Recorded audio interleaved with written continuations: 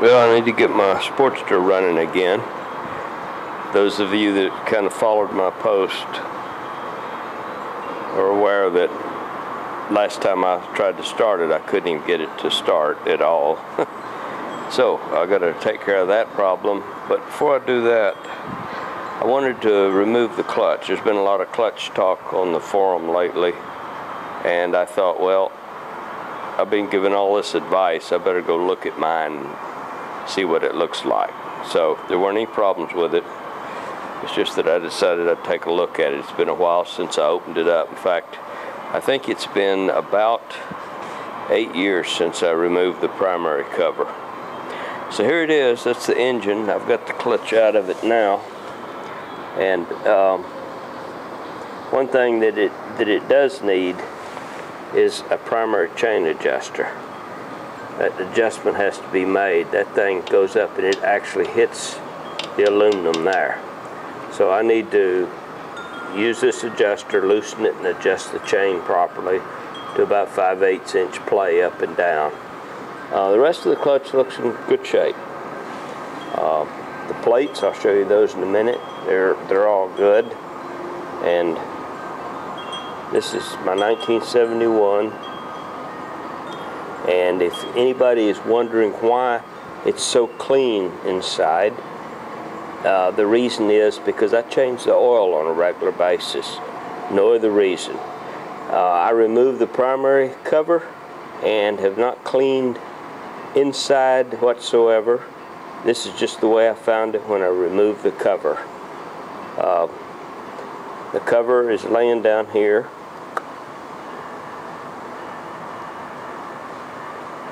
There's the cover that I pulled off of it, and you can see there's oil pooled up in the bottom.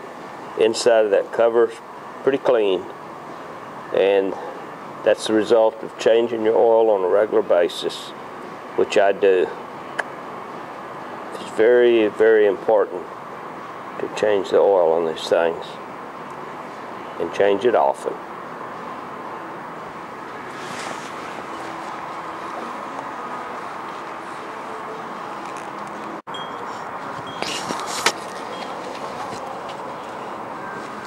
Here are my clutch parts.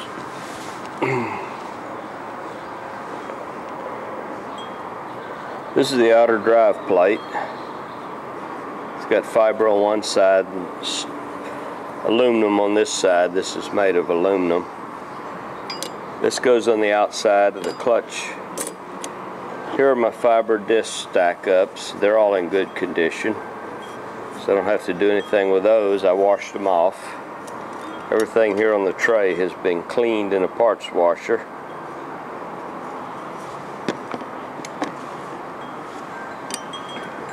Here's the 8 steel plates, and they too are in good condition.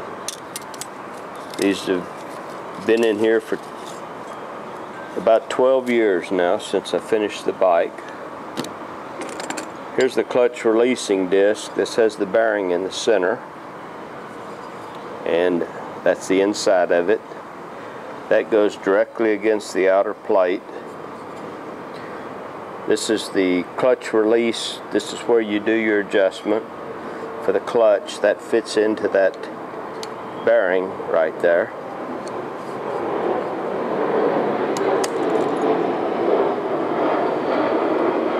Here's the outer retaining ring. Put your clutch in, and this compresses in and fits into a groove cut into the clutch basket. You guys know all this, I'm sure. Here are the 2 springs. Outer spring is shorter, and the inner spring is a little longer, but not as heavy a spring. I checked the lengths on these, and they're both within spec, so I don't have to do anything with that. And this is the very back of the clutch. This is called the pressure plate, and this moves back and forth as you pull the clutch lever in and out. And you'll notice these studs. There's 6 studs, and each has a spacer on it. These spacers were put on the Sportster in late 1974. I've had mine on my machine since 1973. I made some homemade ones. These are some factory ones that I bought. And I don't know if you can see this, but you'll notice there is a larger band around what I call the bottom of this spacer. They're hollow tubes, and they're all the same length. Now at the base of each of these studs, there's a large, like a reinforcement washer, and the studs are welded. Well, I'll take that back. The studs are braided, okay, to the back of the plate. And then they have that washer on this side, so that traps the stud on the plate. You'll notice this one here. It does not really have the brad showing. You see some welding there. What happened was this stud became loose, and the fix for it was to take the clutch apart, and I just spot welded it in 2 places rather than buy a whole new plate. And that's run for years now. I always take the spacers, place them on the stud with the reinforced base down, and that fits perfectly, if you can see that, against that washer. In fact, it's the same diameter. And then your clutch plates go on over this. The steel clutch plates have oval-shaped holes, so they're plenty wide enough to take that spacer that goes on there without fouling. And the steel plates, of course, key to the hub with these teeth, and the outer fiber plates key into the drum in these notches. You can see a bit of a groove worn in mine. It's not a groove, it looks like a groove. It's just a mark on the aluminum put there by the pressure of the clutch engaging and disengaging and pushing the ring, that retainer ring that I talked about here, against those, and makes a mark on there, that's all.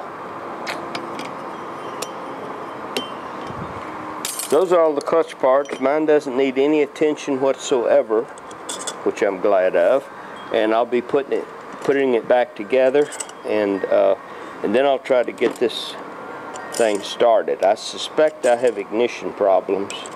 It ran the last time I had it. It started right up. This time it won't hit a lick. So we'll see how that comes out.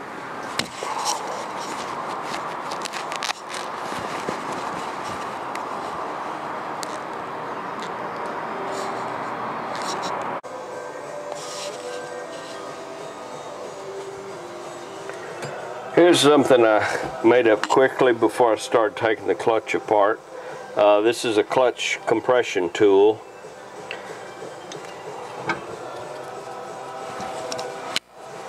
I made it just with a piece of 1/4 inch flat steel bar. You could use a piece of wood if you wanted to. If you use a piece of wood here, where I've got all this welded up, what you want to do is just put your T-nut in from the clutch side through the wood. Then take your suitable bolt, the right length, screw it into that T-nut. This will touch the center of the clutch hub, that adapter plate on the outside right here.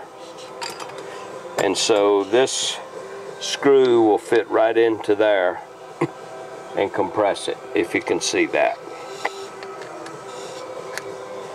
Screw the bolt in, that compresses the spring. It lets the nuts on these studs stick out so they're loose, and you can unscrew them and then just remove the bolt in the center, and the whole clutch will come out. These I just used some 3/4 inch 12L14 steel bar. It machines easy. And I cut these 2 spacers, I threaded holes and put 1/4 threaded studs in this end. That screws into the primary case. And on this end I used 5/16 studs that I threaded and put in there. and this allows me to take the plate off and leave the spacers in the case, screwed into the case. So again, you don't have to have a welder, and you don't have to have a machine shop and a lathe to do this thing. I use this material simply because I have the machine shop and I have the lathe, but I think Iron Mick has made one or more of these, and he shows some plans somewhere on the forum. Made it out of wood and all thread rod here instead of this business that I've got, and that'll work fine. That works very good. Most people, that's going to be the easiest way for them to come up with their own clutch tool. Sure beats buying one, that's for certain.